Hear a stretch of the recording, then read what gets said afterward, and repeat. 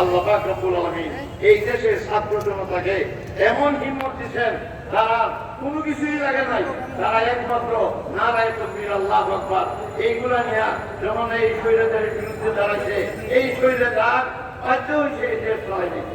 আর এই স্বৈরাচারের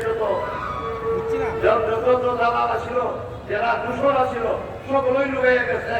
এখন পর্যন্ত তাদের বিচার হয়েছে না। আমরা দাবি করি এই দেশের মানুষের হক যারা নষ্ট করছে, যারা দুর্নীতি করছে, এই দেশের সম্পদ যারা পাচার করছে, তাদের উপযুক্ত বিচার হোক।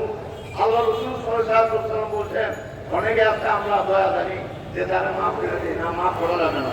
জাতির সম্পদ নষ্ট করছে। আপনারা উলামায়ে কেরামকে জিজ্ঞাসা করেন যে রসুলের জমানায় এক মদিনার মহিলা চুর বলে সাব্যস্ত হয়েছে, তার নাম আসলে ফাতেমা।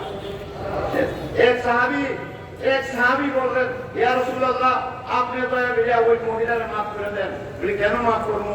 যে তার নাম হলো ফাতেমা। বুঝে পারবেন যে না, ফাতেমার আমার মেয়ের ফাতেমা যদি চুর করে সাব্যস্ত হয়, তারও আমি হাত কেটে দেব।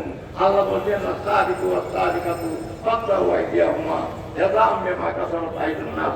ভাই, আমার সময় শেষ।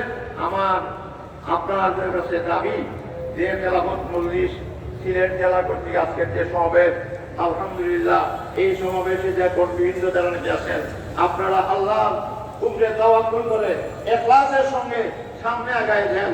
আল্লাহ পাক রব্বুল আলামিন আমাদেরকে বলছেন, নাসরুম মিনাল্লাহি ওয়া ফাতহুন কারীব। ইনশাআল্লাহ আল্লাহ আমাদেরকে বিজয়ী করবেন। আমার এই বক্তব্যকে আমি শেষ করছি। ওয়া আখিরু দাওয়ানা